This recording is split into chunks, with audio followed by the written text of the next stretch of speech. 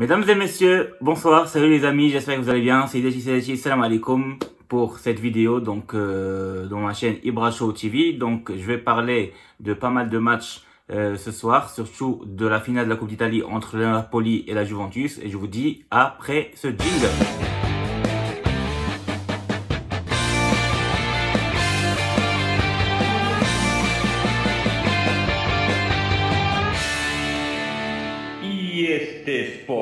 Voilà, donc ce soir, il y a eu la finale entre Napoli et la Juventus de Turin de la Coupe d'Italie, tout simplement. Et c'est Napoli qui gagne la finale grâce au penalty, car dans le match, il y a eu un match nul 0-0.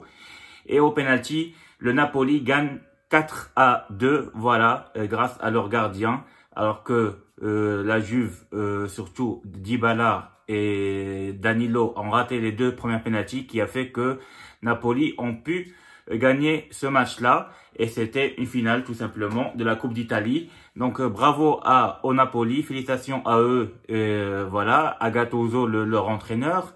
Dans ce match-là, les deux équipes, ils ont joué avec une équipe qui est pas mal, avec la formation que je vais afficher devant vous. Donc à la Juve, il y a eu vraiment les meilleurs pratiquants joueurs qui ont joué, surtout Buffon, en gardien de but, qui est revenu en forme, qui a fait un très grand match. Il a arrêté pas mal de buts, parce que le Napoli aurait pu gagner le match en cours de jeu, en fait, avant les pénaltys. Même à la fin du match, l'arrêt de Buffon était exceptionnel. Il y avait des défenseurs qu'on connaît très bien, Bonucci, De Ligt qui venait de l'Ajax Amsterdam. Il y avait Cuadrado qui a joué en arrière droit aussi, Alexandro arrière gauche. Au milieu de terrain, il y avait Betancourt. Il y avait des joueurs qui sont très connus, comme Ronaldo devant, Dybala, Douglas Costa. Donc la Juve, elle a joué franchement avec une équipe qui est pratiquement complète, mais il y avait un grand manque de rythme qu'on voyait. Donc ça se voyait qu'il y avait vraiment un manque de rythme et qui fait que les joueurs n'étaient pas vraiment au top niveau. Car dans le match, ils n'ont pas montré grand chose, on va dire. Il y avait quelques occasions, mais il y avait beaucoup de gâchis et un petit peu ennuyeux dans le jeu, et ça allait pas très vite vers l'avant. Même si en première mi-temps, ils ont fait un bon match, les joueurs de la Juventus de Turin. Sauf qu'en deuxième période, ils ont baissé leur niveau, et c'est le Napoli qui avait vraiment la balle, la possession de jeu, etc. et qui ont failli marquer à plusieurs fois, que ce soit grâce à leur joueur maître Insigne, à leur attaquant Dries Mertens, le Belge. Voilà, il y avait beaucoup de joueurs qui ont bien joué, qui sont entrés après, comme Milic et tout ça, et qui ont fait pas mal de choses, et qui ont failli marquer pour le Napoli à la fin du match. Une occasion ratée devant les cages de Buffon, qui a fait vraiment un excellent match, mais malheureusement, il perd cette finale. Donc c'est Napoli qui gagne la finale de la Coupe d'Italie. Voilà, donc franchement, le Napoli, on peut dire que le joueur sénégalais Koulibaly, il a fait un très bon match en défense centrale. Au milieu de terrain, Insigne, au début du match, il a fait pas mal de déchets techniques, etc. Mais il s'est repris en deuxième mi-temps. Dries Mertens, il était toujours présent pour faire tout simplement créer le danger devant les buts. Voilà, donc moi je trouve que le Napoli a fait ce qu'il fallait. Ils n'ont pas eu de chance pour gagner dans le match, mais après au penalty, grâce à leur magnifique gardien, ils ont réussi à gagner ce match-là. Bravo à eux.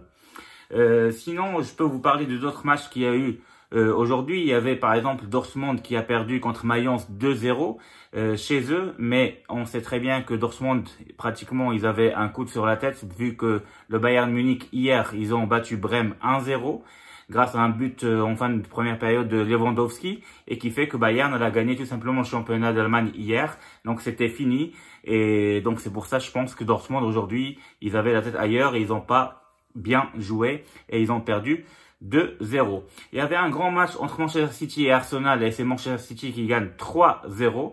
Et oui, 3-0 pour Manchester City contre Arsenal. Ah oui, en Liga espagnole, il y avait un match ce soir entre Osasuna et l'Atlético Madrid, et tout simplement l'Atlético Madrid a étrillé Osasuna avec 5-0, avec un score de 5-0. Et oui, grâce à Joao Félix et aussi Llorente et Morata qui ont fait un très bon match. Voilà, donc Atlético Madrid commence à grimper dans le classement de la Liga espagnole, sachant que Barça a battu tout simplement hier Leganés 2-0 au Camp Nou. Donc le Barça a fait un très bon match hier. Bon, on va dire, il était un très bon match, mais surtout dans le score, parce que dans le résultat qui était important.